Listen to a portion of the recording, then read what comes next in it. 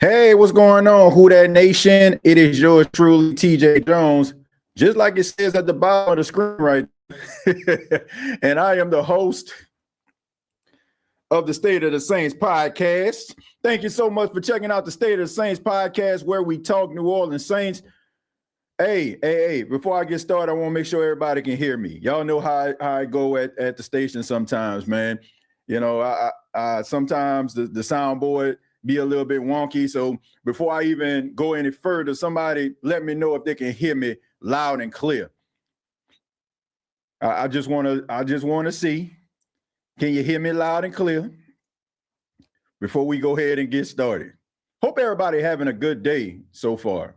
Hope everybody's having a good day. Hope everybody having a good day. Hope everybody is enjoying their day. I mean, it's a beautiful day out here, Myrtle Beach.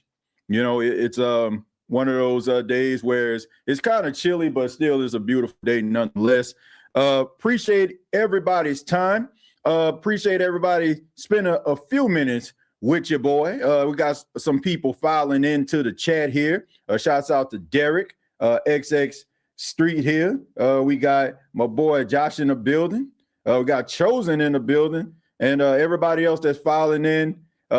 If I don't see your name, charge it to my head and not my heart as everybody file in. If you're watching this on your lunch break, I really do appreciate that as well. I'm not going to hold you long like a preacher would say on a Sunday, but we got to talk a little bit about the Saints offseason plans here as we fully transition to the offseason. Now we know who the Super Bowl champions are. Congratulations to the Seattle Seahawks winning Super Bowl 60. A lot of people thought that the Super Bowl was a little bit of a snooze fest, but me, I actually like the Super Bowl, man. I'm big on defense. I think that defense, when it comes to strategy and, you know, trying to neutralize these offenses when the offenses are basically they got the advantage over these defenses, man. So to see the defense actually be dominant on both sides of the football for the most part was pretty good to see. I know that everybody wants to see 1,000,000 points on the board, and you know they were trying to downgrade these teams' effort. But at the end of the day, I have no problem with a defensive game. It just tells you that, you know, when we watch some of these games out here, when the referees don't get involved, you'll probably see more games like this. I think they may have like maybe 3 penalties called the entire game. So, I mean, for some of these referees we be going at, maybe that's one of the reasons why they throw so many flags, to try to keep the game a little bit more exciting. But at the end of the day, congratulations to the Seattle Seahawks. I'm rambling right now because I'm trying to wait for people to file in before we really talk about what we need to talk about, which is Derek Carr. Derek Carr, former Saints quarterback. Of course, we know in 2025, Derek Carr decided to hang it up, hang up the cleats, retire. He had some injuries, and, you know, he decided that he wanted to step down. And, of course, we know that, you know, he took a little bit of a cut in order for, you know, the Saints to be able to save some money on the salary cap, which, you know, the New Orleans Saints now aren't in cap purgatory like a lot of people just think. And it's funny to me how narratives continue to run, because now everybody that I talk to outside of the Saints realm, everybody's still talking about the Saints being in cap hell. I'm like, man, please change the narrative. It just tells you that, you know, you misinformed. The New Orleans Saints are in a much better position and they can move forward. But we're talking about Derek Carr because, of course, the Saints still own his rights. Even though Derek Carr retired, you know, it pretty much just puts a freeze on the contract. And if Derek Carr decides to come back into the National Football League, of course, he will sign, you know, a form where he becomes reinstated, and a contract that the Saints had with him is active again. And we know that the whole Derek Carr contract, I believe, you know, they had like a $63 million cap hit and all these different things there. Look, I would expect, if Derek Carr decides that he wants to come back into the National Football League, and he kind of talked a little bit about it. He said if the opportunity presented itself and he gets an opportunity to come back to play, then never say never. But if he was to come back, I would think that the New Orleans Saints would come to some type of agreement with him, maybe restructure a deal, or they'll just sign off his rights and give it to another team and allow them to be able to renegotiate his contract. Look, I just think that the Saints need to sever ties with Derek Carr. Of course, I know the Saints are going to play a little bit of business. If there was a team that wants to, maybe trade for Derek Carr and, just trade his contract rights for, I don't know, a third-round pick or a fourth-round pick or what have you, I think that the New Orleans Saints got to do what's in the best interest of the team. Look, I just think that they need to sever ties with Derek Carr. To me, Derek Carr represents some of the worst moments in New Orleans Saints history. And I'm just saying this honestly, not to take shots at Derek Carr, but it just was not a good fit. Derek Carr just did not match the vibe of the city. And this is my personal opinion about Derek Carr. And I've said this on countless occasions. And people can get mad at me all they want to, but Derek Carr, to me, strikes me as a person that would do anything to try to please people. And, I think that it was just a different type of energy. Like, he came to the city as if he was just going to be the second coming of Drew Brees. And, it just was one of those situations where it just didn't match. The energy didn't match. His personality didn't match. And I'm not saying that Derek Carr is a terrible quarterback. He's not. And I'm pretty sure if he goes to a team, he'll play formidably. But I just think that represents a time that no Saints fan want to go back to. As a matter of fact, we all know that the New Orleans Saints struggled out the gate last season. Before, Saints fans got optimistic about the future of the team, we know that it was rough. But not one time when the Saints were going through the situation they were going through, not one time when the Saints were losing football games did I ever see any Saints fan say, man, I wish Derek Carr was still on the team. And that speaks volumes, because it just seemed like the Saints couldn't even move the ball some Sundays. So I just think that they just need to sever ties, and I just think that they need to move on. I wish Derek Carr the best. I do not want him to retire the way that he did. If he decides to come back, I want him to be able to retire on his own accord, despite what I may think about him as the starting quarterback of the Saints when he was. I still want to see this guy retire on his own terms and go out in a blaze of glory any way that he sees fit. But the New Orleans Saints have their quarterback of the future, in my opinion, and that's Tyler Shuck. And we know that Tyler Shuck just fits the city as of right now, hat in hand, hat on head, hand in glove, so to speak. This guy has done the right things. He has unapologetically been himself, and it just kind of matches the vibe of the city. We see him taking a part in Mardi Gras activities going on around New Orleans right now. It is carnival time, and the guy seems like he's having a time of his life. And it doesn't seem like it's forced. It doesn't seem like he's trying to be something that he's not. He just being his unapologetic self, and Saints fans like that. Now, we only seen 9 games of Tyler Shuck. I mean, you got to continue to try to build on what you did last season. You can go up throughout the city and everybody's singing your praises now, but you got to continue to work hard. I mean, all of this stuff is fine and dandy, but at the end of the day, you got to generate some results, which I would feel that Tyler Shuck will. But at the end of the day, let's just move on from this whole Derek Carr situation. I want the Saints to be able to move on from that. And if you can actually get something in return for Derek Carr, just go ahead and do so both parties can turn the page.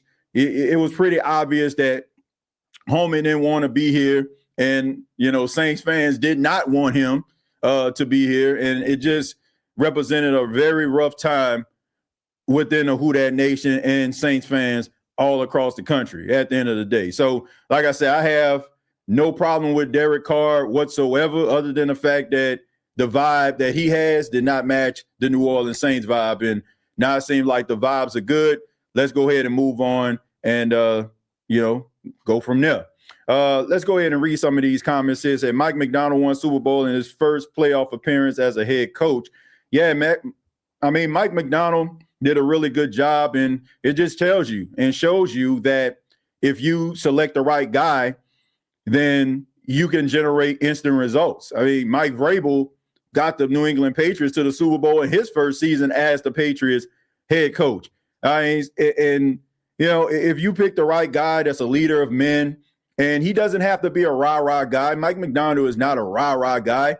He's just an X's and O's guy, and he's a player's coach. And you combine that with the love and the passion of the game, guys are going to rally behind you. And Mike McDonald got the Seattle Seahawks to the Super Bowl and got them being our Super Bowl champions as of right now. So, man, congratulations to Mike McDonald. And, this is the new wave of coach that everybody is looking for now.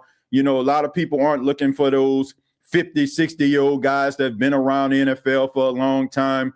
They're mostly looking for those guys around 37, 38 years old or even younger that are X's and O's guys that have a level of energy that can match the enthusiasm and the intensity and the energy of these young players to be able to relate to them. I think that's what Kellen Moore has going for him. Kellen Moore is a guy that not only is young and understands the NFL, but he was also a guy that played in the NFL, and he understands the ebbs and flows. He understands about starting in an NFL game. He understands about sitting on a bench, preparing, getting mental reps. That kind of stuff matters.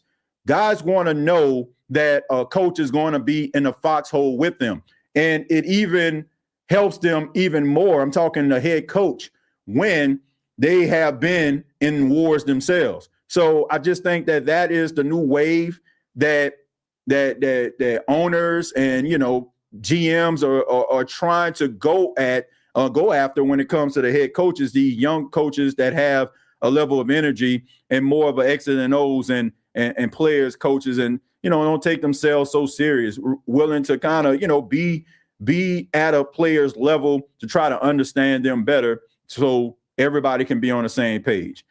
Josh says if Carr comes back, he's coming to the Raiders. I don't think he even consider another team. Well, Josh, I just don't see that happening. I mean, I just think that when you think about the Raiders organization, we know that Clint Kubiak is going to be their head coach. I mean, I don't want to say pretty much. He confirmed it after the game. So we can look at it like, well, Clint Kubiak coached Derek Carr, and it just makes sense. But I don't know about that. The Raiders have the number 1 overall pick. More than likely, they're going to draft Fernando Mendoza. That's one of the main reasons why the Raiders end up getting an X's and O's guy like Clint Kubiak. Now, if they decide to bring back Derek Carr to maybe be that bridge quarterback, then, I can understand that. But it will have to take Derek Carr understanding that he is a bridge quarterback. And I can just tell you, a guy that is a competitor like Derek Carr, a guy with the personality like Derek Carr, is not going to want to look at himself or feel as if he is a bridge quarterback. So it's really up to him. Like you look at some of these other organizations, that need quarterbacks, and not to mention there's a report going around that Tua Tagovailoa is not going to be with the Miami Dolphins. And, to me, if I'm a team that's looking for a quarterback, and some people might think that this sounds crazy, I'm looking at Tua Tagovailoa before I look at Derek Carr. He's younger, even though Tua has had some injuries, so has Derek Carr. So it's like both of these guys have missed time. Which one am I going to go after? The young guy who's had some injuries, or the older guy that's had some injuries? Now, we can talk about who's better. I mean, that's a debate for another day. But Tua Tagovailoa, once he gets released or whatever they decide to do in Miami with him, I feel like he's probably going to be a highly touted guy on the market that a lot of teams are going to go after. I mean, we know that the Atlanta Falcons need a quarterback. Michael Penix is going to have to deal with some issues that's probably going to go well into the 2026 season. We know that Kirk Cousins more than likely is going to be released. And, they got a lot of things going on. I mean, we know about the whole James Pierce situation. So you're probably going to be looking at somebody that has had some NFL experience to be able to come in to be able to kind of right the ship a little bit. And I think Tua Tagovailoa is going to be that guy. So at the end of the day, I don't see Derek Carr going back to the Raiders with that mind frame. Like he's going to just be that bridge guy for Fernando Mendoza. And more than likely, the Raiders are going to allow Fernando Mendoza to be a day one starter, to, basically go through the motions and allow him to go out there, make mistakes, and, figure out the speed of the game. We're having good vibes now. Why bring that limit back to tick us off? Well, if he does come back, he's not coming back to the Saints. Like, let's make that very clear. It's just a matter of the New Orleans Saints, doing something with the contract, rather it's handing it over to a team of Derek Carr's choosing, because you got to keep in mind, Derek Carr has a no trade clause in his contract. So it's not like the New Orleans Saints pick the team that he gets to go to, right? It's really up to him. So, for example, if he wants to go to the Jets or something, if the Jets end up wanting to sign Derek Carr, well, Derek Carr will have to sign off on that. And if he does, and both parties agree, the Jets agree, well, all three parties, the Jets, Derek Carr, and the Saints all agree to some type of deal, then it takes place. It's not like how it was with Rob Gronkowski when he retired from the Patriots, and he ended up coming back to the NFL. Well, they end up making a trade. I'm talking to Patriots with the Tampa Bay Buccaneers, and they just gave Gronk's rights over to the Tampa Bay Buccaneers in exchange for some draft compensation, right? So it will probably be a situation like that. It's not happening. It is not happening. So I don't even want Saints fans to even just think about Derek Carr coming back to the Saints, because nobody wants that. Fans don't want it. Derek Carr don't want it. And I'm pretty sure the Saints organization don't want it nor need it at the end of the day. Let's see. Why we bash him? Because that dive was the dumbest ish I ever see was in my 33 years of living. Look, I just say this at the end of the day, man. It just wasn't a good fit. It's not about bashing Derek Carr. Like, man, we want to sit up here and go after, it just wasn't a good fit. Like, Derek Carr did not fit New Orleans. And to me, the money that the New Orleans Saints paid Derek Carr, he didn't play like $100 million quarterback. You look at some of these other quarterbacks that have gone to other teams, and they have made those teams better. Derek Carr did not make the Saints better.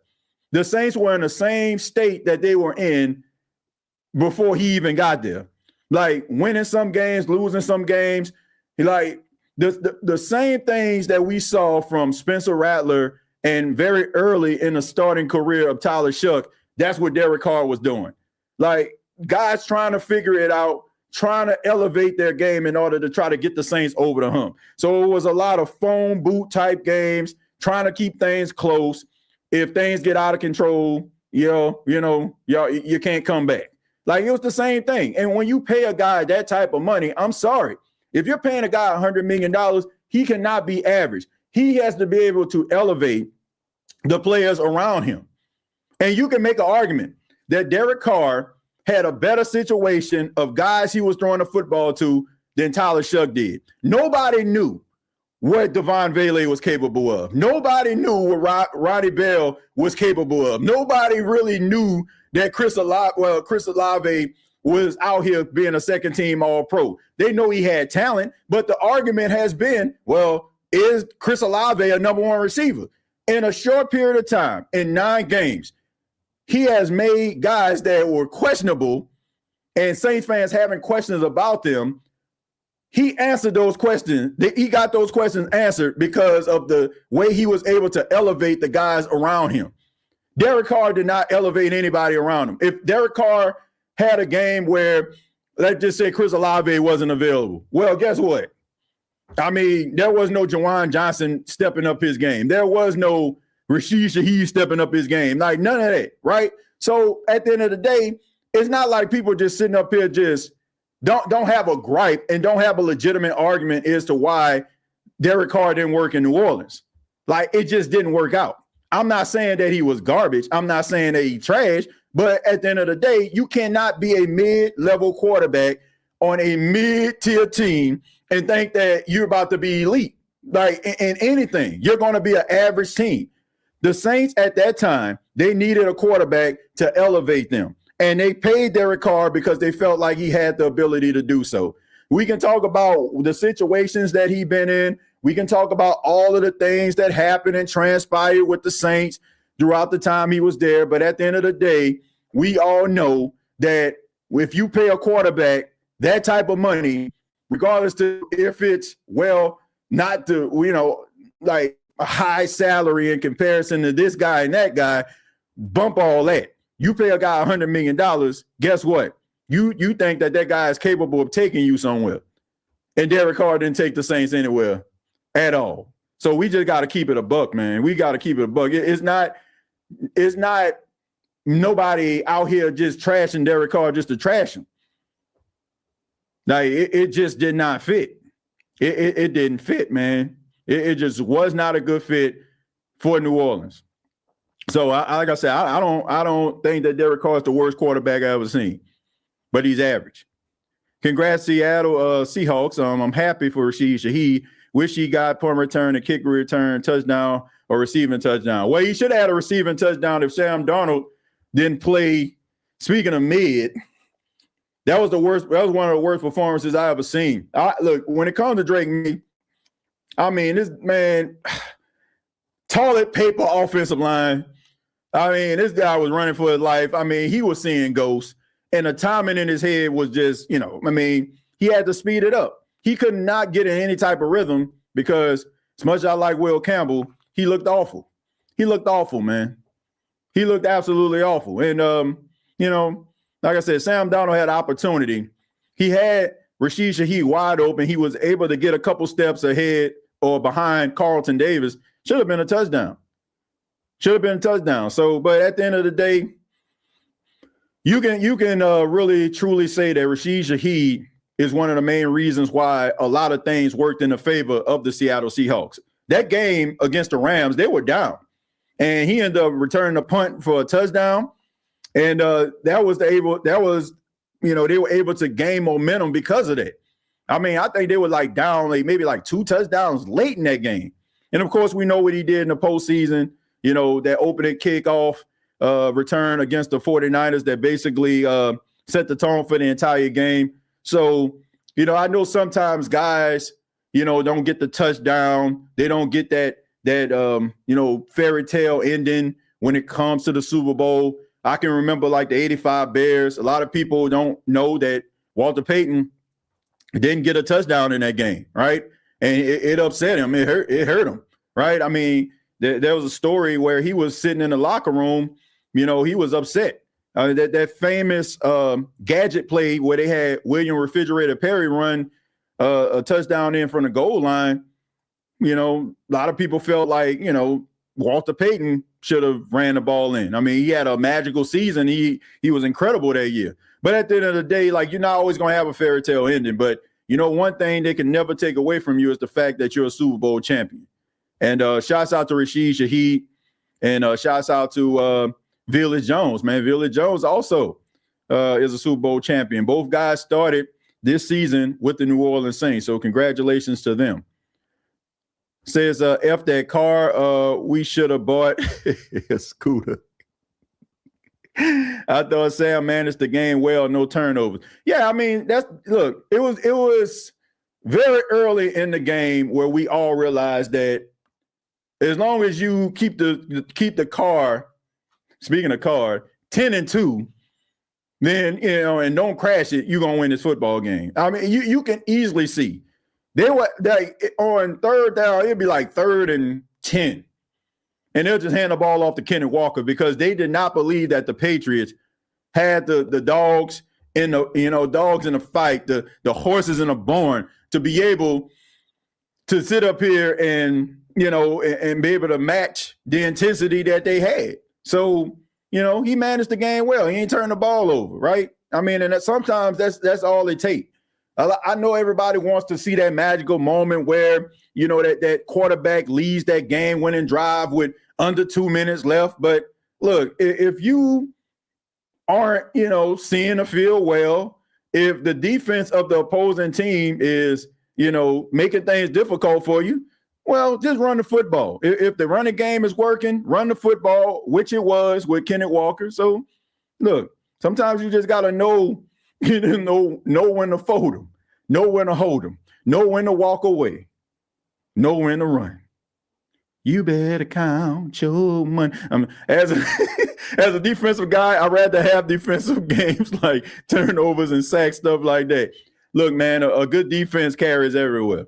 And sometimes, you may not be able to be a high-powered offense on that day. But if you can consistently play good defense, then you're going to win games more so than not. And, I honestly believe, man, if the Saints probably had a good defense throughout the years when Drew Brees was like really in his prime, Saints probably would have won probably more than one Super Bowl. But, I mean, a good defense travels everywhere. Honestly, I'd rather have a really good defense than a really good offense. Like, I feel like you can, if you draft well and you have a really good coach, you can generate some offense. But if I'm starting off a team, like let's just say I'm Clint Kubiak and they hire me as a head coach, like I'd rather come in like knowing that I have a top 10 defense. Like that would be appealing to me. Because if I'm an offensive guy, then I know, okay, man, I got a good defense. They're going to be able to get off the field on third down. They're going to be able to generate some turnovers, and they can make things easier for me while I'm trying to figure out this offense, trying to find my right quarterback, trying to get the running game going, et cetera, et cetera. So, yeah, I'd rather have a good defense. Zach Barnes goes to the Eagles and win a Super Bowl, and now Shaheed did the same with Seattle. And not to mention the Saints coaching staff. The Saints scouting department is doing their job for the most part, just need all the ingredients to mix. Yeah, I think that this year they did a really good job, but I think, like, honestly, let's just keep it 100. I think the fan base, the energy that the New Orleans Saints fans came with in 2025 really held the Saints organization foot to the fire.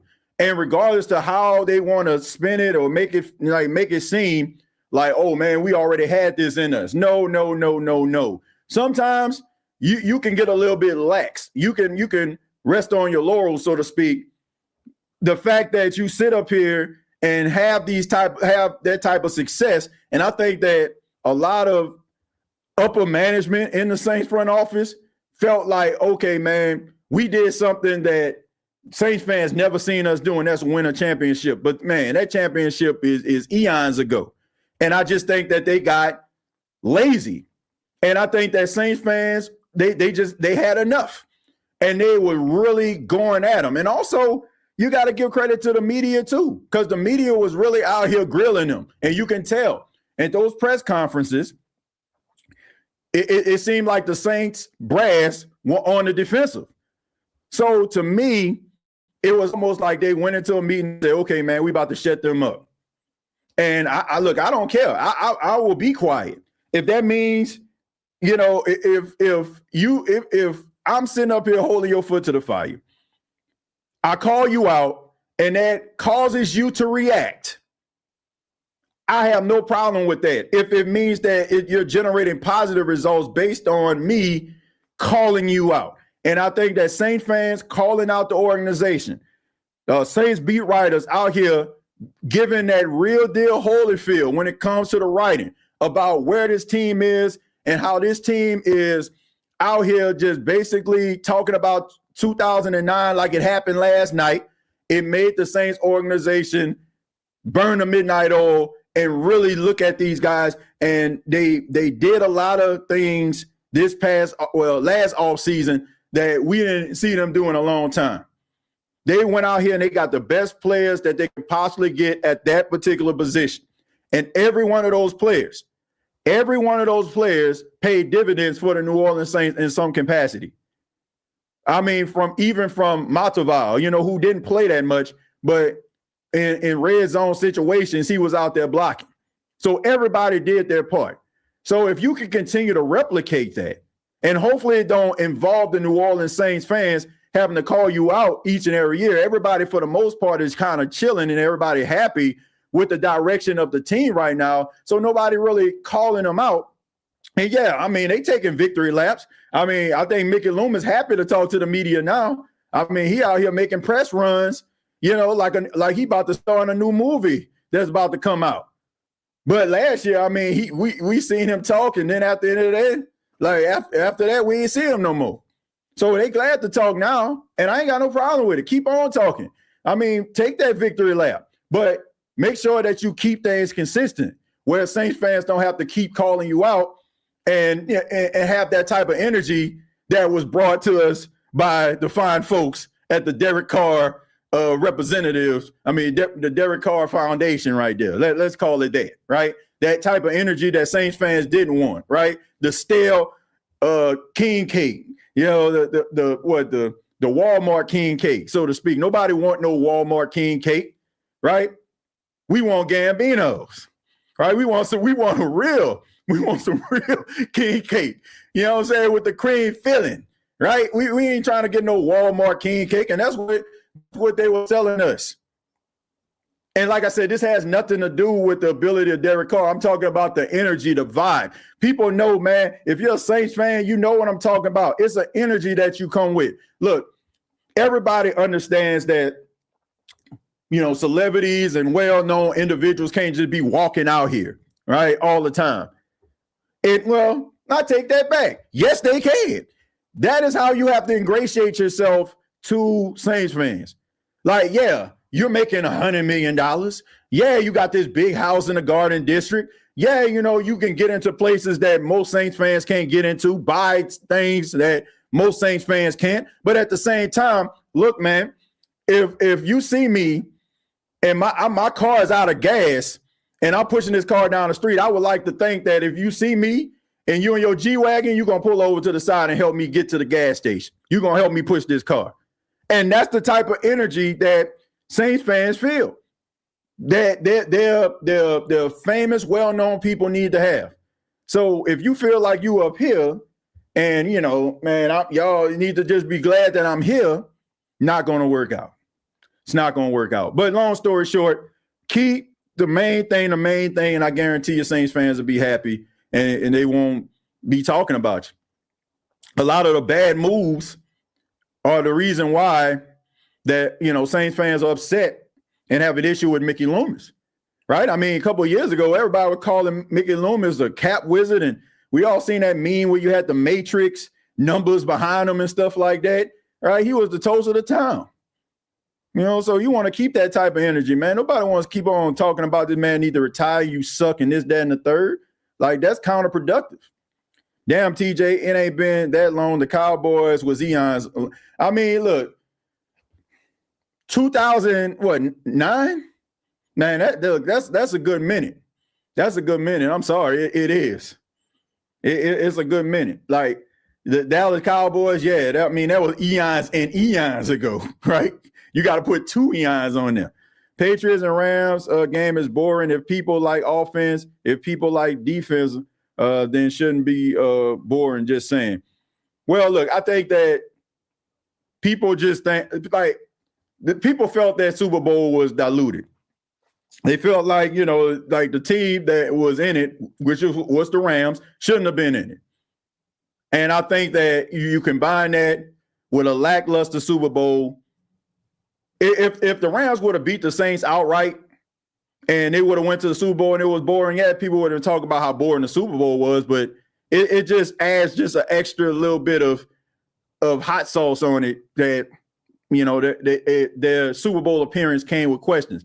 I've watched every Super Bowl that in my entire lifetime, I don't think I ever missed a Super Bowl, for the exception of that one. I couldn't tell you not one thing that happened at that Super Bowl. I promise you, I did not watch that Super Bowl at all. I didn't watch. That's the only Super Bowl in my life I can remember not watching. I couldn't tell you one play. I couldn't tell you one thing that a player did in that game. I promise you, I couldn't. I couldn't tell you who caught a pass. I couldn't tell you who had a sack. I couldn't tell you one thing about that game. I never watched that football game. That would be like watching a new episode or something. I'm just keeping it 100 with y'all. I'm gonna take a few more now. I gotta go ahead and get up out of here, man. But thank y'all for being here, man. We got 110 people watching this right now. And look, man, I'm excited. We have a new platform, man. You can actually check out clips if you want to not sit up here and watch an entire hour-plus episode of the State of the Saints podcast. You can actually get the clips on Yahoo Sports, man. You go to Yahoo Sports, search New Orleans Saints, you'll see this handsome face right here, man. You'll be able to check out some of the clips and some of the highlights of the State of the Saints podcast. So shouts out to Yahoo Sports, man, for having your boy and putting me on that platform, man. That's pretty dope, man. And it showed you how far we come here on the State of the Saints podcast, man, getting that type of exposure and those type of opportunities, man. So make sure that y'all check it out, man. Please support, hit those clicks because they matter. They matter, man. So please support me and look at some of the content there on Yahoo Sports. Blessings, TJ. The group here in New Orleans are all talking bus rides to Canton 2 show for Drew. Me and my wife are locked in already. Yeah, man. Look, I'm planning on going to Canton. Man. So hopefully I end up getting my credentials to be able to cover the Hall of Fame game. To be able to see that up close and personal, man. I gotta make it to that. Because I'd rather be an honest football fan than being a fool for not watching it. I mean, look, I ain't got no problem with people watch the Super Bowl. I mean, it's a tradition.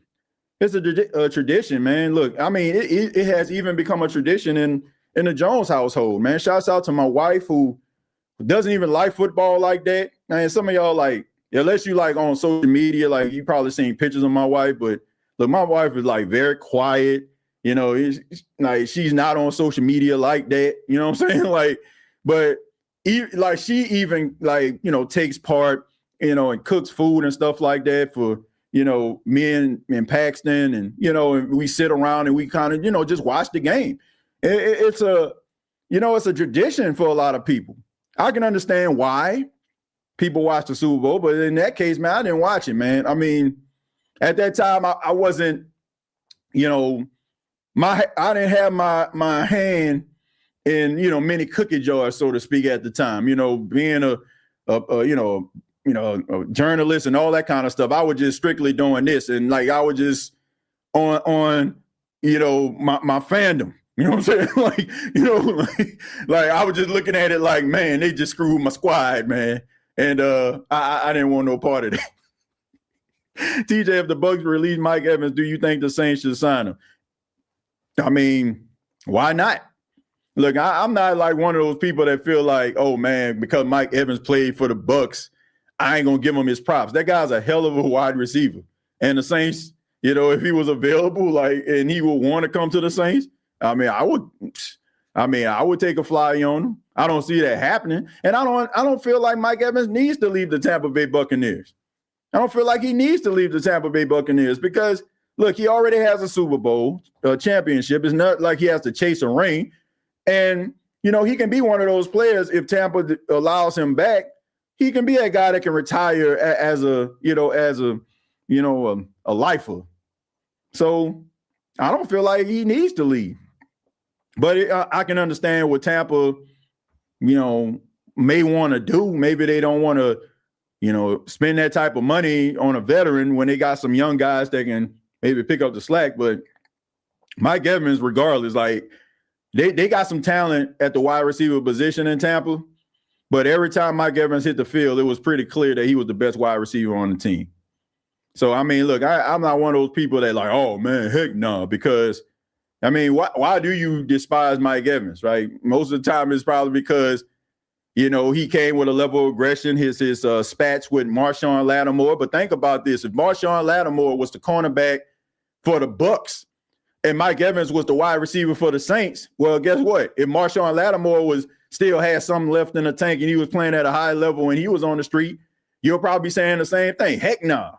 Right? So look, I have no issue with that at all, man. Look, we got to get past all that stuff, man. I know people like be in their feelings and they look at like some of these players and what they did and how they carried themselves. But look, man, when you out there on that field and you got rivals going, like it's a level of energy that you come with that's different, man. You know, I always talk about with Jackson State and Alcorn. Like, I don't rock with Alcorn like that. You know what I'm saying? Like, look, shouts out to everybody that went there. But at the end of the day, man, when Jackson State playing Alcorn, man, it ain't no love lost up in this thing. So I get it, but at the end of the day, like if a player is good, they good. And finally says, I heard about that Markel Bell cat in Miami. Nice lineman. Yeah, I mean, all they got is speed out there in Miami. All they got is speed. But at the end of the day, man, the Saints just need to draft the best players available. If they do that, then they'll be just fine. If they don't, then guess what? Be in the same position they've been in for the last couple of years, which is not making a postseason. But hopefully things that are positive upon the horizon of the New Orleans Saints, on the horizon, I should say. And, they can be able to get back to their winning ways, something we haven't seen in quite some time, man. So hopefully Kellen Moore can have a much better second year, and be able to improve the team. And maybe another year where you can actually get some players that kind of fit the scheme defensively and offensively. Sky's the limit for the New Orleans Saints. But once again, thank you all for checking out the State of the Saints podcast. Really do appreciate it. For those that don't know, my name is TJ Jones, host here of the State of the Saints podcast. And you can subscribe to the channel. We have shows every single week. We do YouTube shorts. We also are on Bleacher Report. We do shorts there on Bleacher Report. Once again, you can check out some of the content on Yahoo Sports if you want to get little snippets of the State of the Saints podcast is available for you. If you want to interact with me, you can go ahead and follow me on X at TJAY Jones 8. Till next time, all I got to say is, who dat?